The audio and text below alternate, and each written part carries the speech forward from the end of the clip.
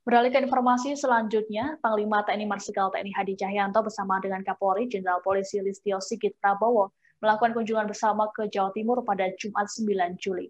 Agenda kunjungan tersebut yakni pengecekan vaksinasi di Kota Surabaya serta penyekatan PPKM darurat di Sidoarjo. Dalam kunjungannya, keduanya didampingi oleh Forkompimda Jatim, Gubernur Jatim Kofifa Indar Parawansa, Kapolda Jatim Irjen Pol Niko Afinta, dan Pangdam 5 Brawijaya Mejen TNI Suharyanto. Untuk informasi lebih lengkapnya, jurnalis kami dari tribunjatim.com, Samsul Arifin, akan melaporkannya untuk Anda. Halo, selamat sore Samsul. Halo, sore Siska.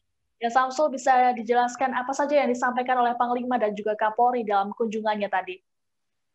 Baik, pada Jumat kali ini dua tokoh besar, yakni Panglima TNI Panglima Marsikal dan juga Jenderal Listio mengunjungi Provinsi Jawa Timur.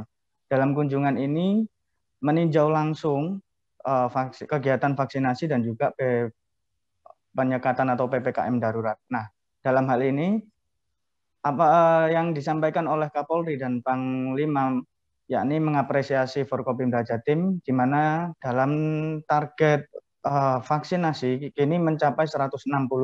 Artinya separuh dari target yang dicapai per hari, yakni 300.000.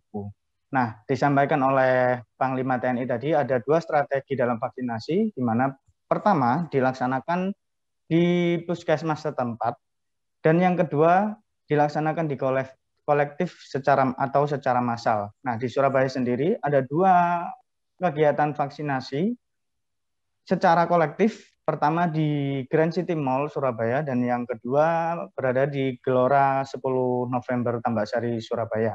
Begitu. Oke, lalu seperti apa situasi penanganan COVID di Jawa Timur untuk saat ini, Samsul? Baik, Siska. Penanganan COVID di Jawa Timur cukup baik, di mana kekompakan Forkopimda Jatim dalam menangani untuk menekan angka COVID sendiri cukup signifikan, di mana penyekatan juga dilakukan. Beberapa jalan protokol di Kota Surabaya juga banyak yang ditutup. Ini juga untuk mengatur mobilitas warga supaya tidak riwariwi atau tidak keluar rumah begitu. Nah, disampaikan Kapolri juga dalam Agustus nanti harapannya herd immunity akan tercapai begitu sih. Oke, lalu terkait dengan kunjungan tadi, pesan apa yang disampaikan oleh Kapolri Listio Sigit? Oke, dari Kapolri sendiri khususnya mengingatkan kepada warga yang sudah divaksinasi untuk tetap menaati protokol kesehatan. Dan yang kedua, beliau juga akan mendorong pemerintah supaya di mana saat ini akan melakukan upaya besar begitu Siska. Nah, untuk terkait PPKM darurat sendiri, yang dimaksud PPKM darurat artinya tujuan dari diterapkannya PPKM darurat di mana yaitu mengatur mobilitas dan penguatan PPKM mikro khususnya di lokasi-lokasi terpencil begitu. Lalu kegiatan vaksinasi. Nah, ini harapannya yang saat ini sudah tercatat ada target 23 juta untuk kebutuhan vaksinasi. Saat ini sudah berjalan sebanyak 7,9 juta. Nah, ini artinya dalam bulan ke depan harapannya herd immunity warga Indonesia sudah terpenuhi gitu. Baik, Tribuners, kami akan menampilkan cuplikan wawancara dengan Panglima TNI Marsikal Hadi Cahyanto dan juga Kapolri Jenderal Polisi Listio Sigit Prabowo. Pelaksanaan vaksinasi dan juga ingin mengingatkan kepada Bapak dengan menggunakan masker bahwa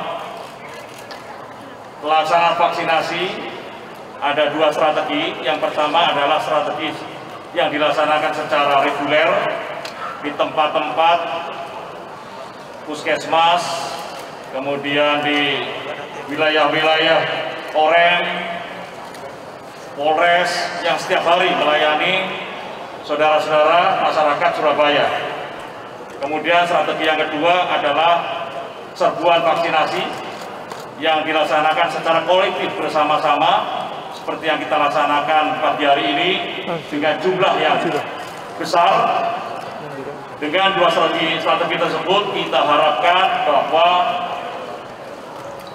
target 300 atau 200.000 sehari bisa tercapai, sehingga harapan kita semua untuk Jawa Timur khususnya juga dalam wilayah Surabaya Raya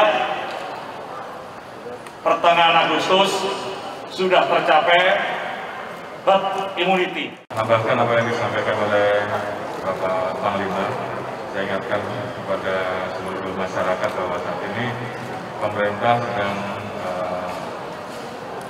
melakukan langkah strategi besar untuk mencegah laju pertumbuhan COVID yang saat ini kita tahu sampai hari kemarin mencapai 38.000, artinya angka yang sangat tinggi.